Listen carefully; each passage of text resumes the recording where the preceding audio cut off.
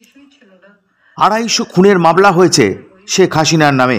রবিবার ভার্চুয়ালি ব্রিটেনের আওয়ামী লীগ কর্মীদের উদ্দেশ্যে ভাষণ দেন তিনি বলেন, বাংলাদেশে আইনের কোনো শাসন নেই, অরাজকতা চলছে। ডক্টর ইউনূস সে বহুদিন থেকে চেষ্টা করেছিল, 2007 দল করার চেষ্টা করেছিল, ব্যর্থ হয়েছিল। এরপর সে ষড়যন্ত্রে লিপ্ত হয় এবং সেটা সে নিজেই বলেছে। যখন জাতিসংঘে গিয়েছিল বিল ক্লিন্টন ফাউন্ডেশনের এক অনুষ্ঠানে, বিল ক্লিন্টনের সঙ্গে পরিচয় করার সময় সে বলেছিল যে 2024 জুলাই 7 তারিখ থেকে যে কোটা আন্দোলন শুরু হয়, এটা কোনো ছাত্র জনতার আন্দোলন ছিল না, এটা ছিল তার মেটিকুলাসলি ডিজাইন করা একটা পরিকল্পিতভাবে আন্দোলন, যার মাধ্যমে আমাকে ক্ষমতাচ্যুত করে এবং তার মাস্টার মাইন্ড দিয়ে সে পরিকল্পনা করে এটা করেছিল। কথাটা বাস্তব, কারণ কোনো কোটা ছিল না, সব দাবি মানা হয়ে গেছিল। কিন্তু দাবি মানার পরেও কেন আন্দোলন চলে? আর এই আন্দোলনের কোনো নেতা কিন্তু খুঁজে পাওয়া যায়নি। যেখানে যেটা গভীর চক্রান্ত সেটা বোঝাই যাচ্ছিল। এই চক্রান্তটা সে মেটিকুলাসলি করেছিল। দেখেছেন, জেল ভেঙে দিয়ে সেখান থেকে সমস্ত কয়েদি, জঙ্গি, সন্ত্রাসী তাদেরকে ছেড়ে দেওয়া হয়েছে।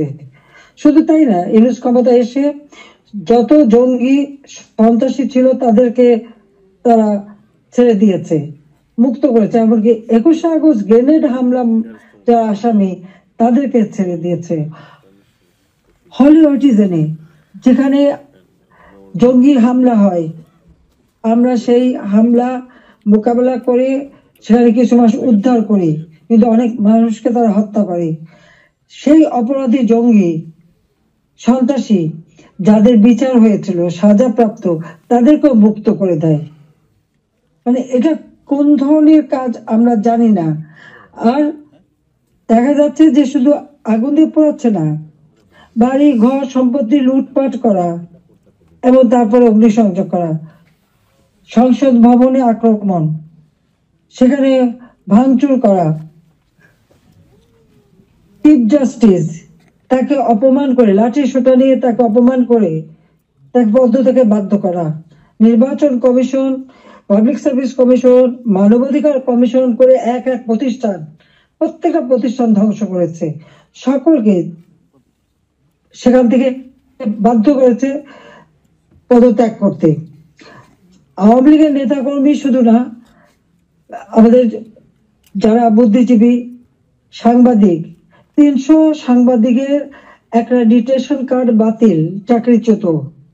106 জন সাংবাদিকের বিরুদ্ধে হত্যা মামলা। এখন প্রায় শত সাংবাদিক গ্রেপ্তার, বন্দী।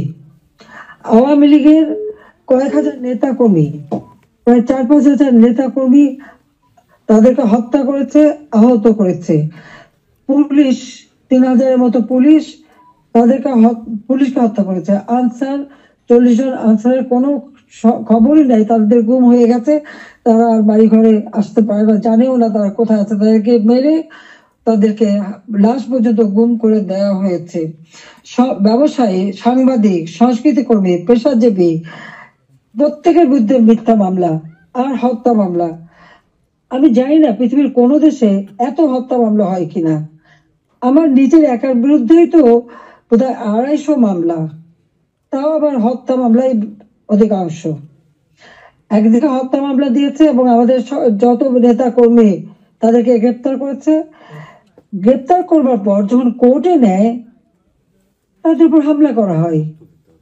এটা তো পৃথিবীতে আমরা কোনোদিন দেখিনি। আপনারা জানেন যে এমনকি একজন সাধু, চিন্ময় কৃষ্ণ দাস, তাকে গ্রেপ্তার করা হলো, কিন্তু তার পক্ষে আইনজীবী দাঁড়াতে পারবে না। এটা কোন ধরনের বিচার যে একজন আসামির পক্ষে আইনজীবী দাঁড়াতে পারবে না? যদি কোনো আসামি আইনজীবী না দিতে পারে তো এটা সরকারের দায়িত্ব আইনজীবী নিয়োগ দিয়ে দেওয়া, ন্যায় বিচারের স্বার্থে। বাংলাদেশে ন্যায় বিচার নাই।